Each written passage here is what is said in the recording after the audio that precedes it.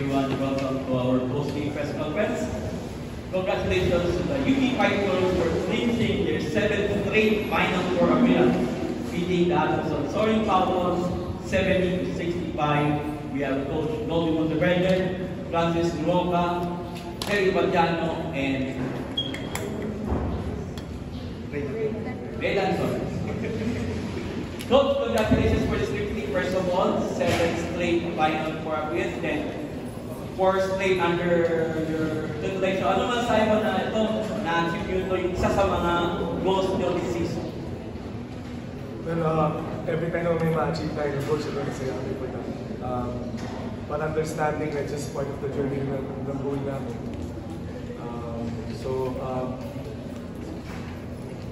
I think sa akin, for the team, like a while ago, I believe we started out well talaga.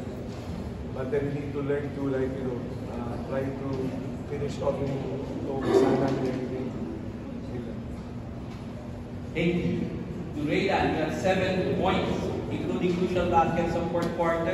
So, nung humahabol yung Atenson, napaka-importante yung mga ginawa mong basket. So, ano masasabi mo na ito, ito yung nagdala sa inyo sa Final Four, yung mga crucial baskets? Siguro, thankful na rin ako na pumasok sa ulit yung mga shots ko. Saka, siguro naging libre lang talaga ako. Tapos, yun ang binigay sa akin ng sitwasyon. Thank you, Redan. To Jerry, you have 16 points, 3 rebounds, 1 steal. So, yun na, 4 out of 4 ka sa Final Four. So, ano man sabi mo, ito, may chance ka na Final Four kaya may chance ka na graduate na as a winner again. Masaya kasi experience namin na Final Four. Sabi nga na yung squad na parang part na siya na session. Hindi ko naman talaga yung goal namin. Namin pa kaming games na parating ganyan. Every game talaga counts game para sa amin. And to Francis, 60 points, 12 rebounds, 2 blocks, and 1 steal. This is your first Final Four stint for the Maroons. So, what can you say about this achievement, your personal achievement? I'm grateful that I made it to the Final Four, and I'm hoping to face the challenges coming head on, keep playing tough, see through it all. Okay, floor is open for questions. Coach, 5 straight wins, 9 of the last 10. You still lagi yung picking at the right time, but in your book, how happy are you at least on the form of UP heading into the postseason kahit na medyo mabigat pa yung last 2 games natin against Canada? Sa akin kasi, yung number of wins, siyempre, kailangan natin na just to get into the Final Four. But then, ang importante sa akin is yung every game na harapin namin.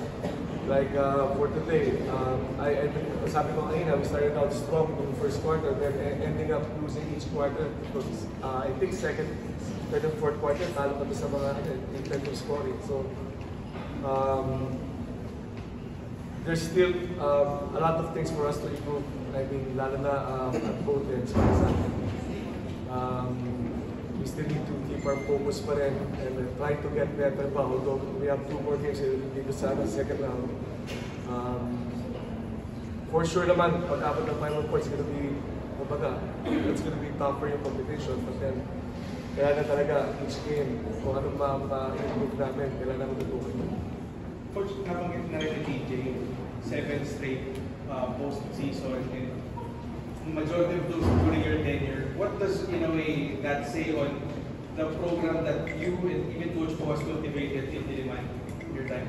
Well, for me, I think it's the whole community itself. Hindi naman namin tayo na kanila.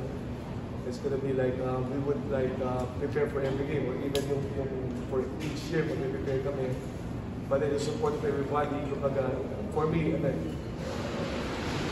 just part of the whole thing sa UP. So, on my part, of course, being a coach, I'm proud kami na, being able to be at the Final Four natin. And blessed din ako, very thankful na to have, nakasama ko sa team every time na we need to work hard and go through lahat ng challenges without, keeping up during our games na tough sa amin. And for sure, ano pa, kumbaga lahat ng mga na-right now, kumbaga sa isip namin would be trying to get better.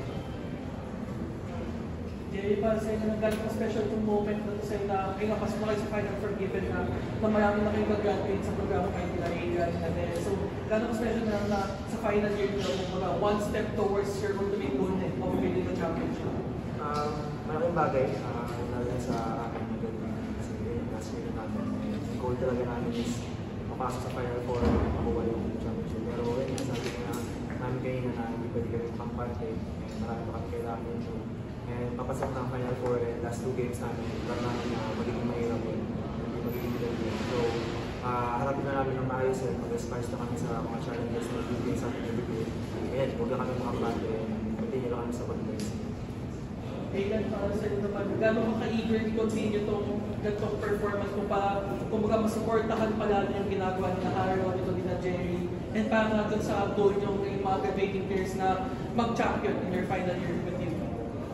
Siguro sobrang eager kasi last year na namin, gusto namin yung yung Final Four na talaga sa championship. So, final year namin wala nang balikan, wala nang bawian. So, give na lang siguro lang lahat ng best. Coach, gano'n ka crucial po na to have na different players every time yung nagde-deliver? Last time, sila Harold, ngayon Jerry, Francis, and Ray lang sa endgame, na lalo na papatapos na yung eliminations. Sa akin, binabali namin yung gano'n na, having teammates to step up and knowing na, during may challenge sa loob, somebody's got your back na, coming from the bench na, hindi naman siyempre araw-araw mapapor sa akin. Importante lang, as a team, bawat isa sa amin, harapin namin lahat ng natin. Hence, ang maganda rito, the responding naman ng challenge.